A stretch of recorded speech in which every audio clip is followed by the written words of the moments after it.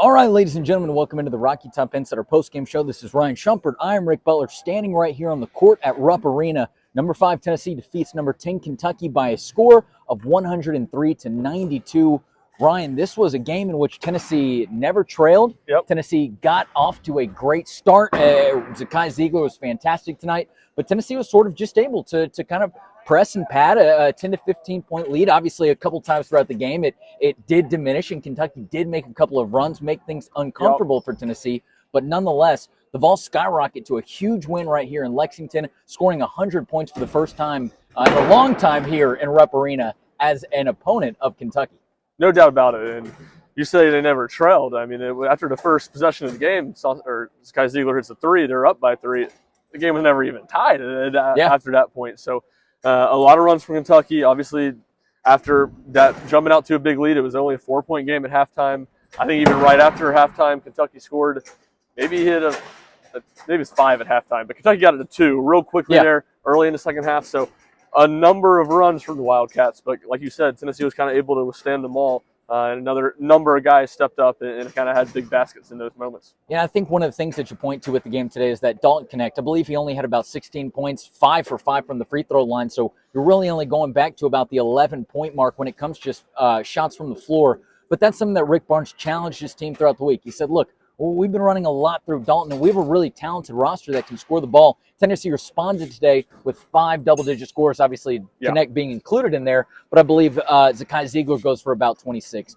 Josiah Jordan-James goes for about 26. Tennessee had a lot of balanced scoring tonight, and they didn't necessarily need Dalton Connect to score to win against Kentucky. It's kind of crazy you're thinking about, considering Tennessee scored 103 points. No doubt. I mean, it's been a message from Rick Barnes, especially after that South Carolina game. Zakai Ziegler said, a players-only meeting. They talked for 30 or 45 minutes after the game, and they were like, obviously we know Dalton can do this, but there's just been way too much of us standing around waiting for Dalton to do it. And Tennessee's not going to be at their best like that. So you're right. You saw a number of guys stand out, had big games. I mean, those are the 2 you highlight. Zakai Ziegler was as good as a point guard performance I've ever seen watching a game in person. 26 points, 13 assists. Yeah. I think he missed 3 shots from the field, turned it over just 2 times.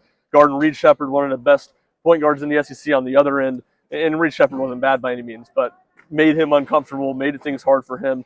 And then you've got to be happy for Josiah Jordan-James, who struggled so badly in the first 7 games, I guess, what it was before the night of SEC play. For him to break out, for him to have his career high in a massive stage. And, Tennessee, man, the game was so long. There were so many delays. But, right around, 5 or 6 minutes, Kentucky was making a run. They were getting it tight. I think maybe they got it as close to 6 points.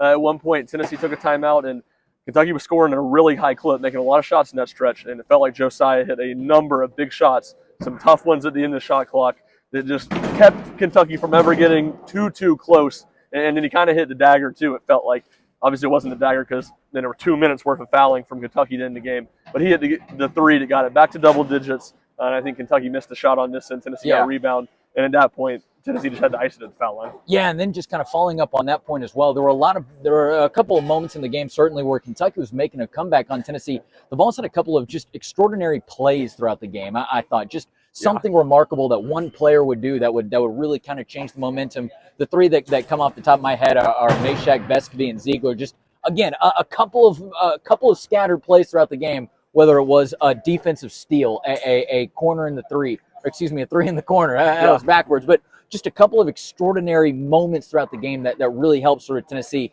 find their balance at times where they might have started to get a little wobbly. Well, I think the one that stands out the most is Zakai is dribbling it in. It's 6 seconds. He's deep on the shot clock.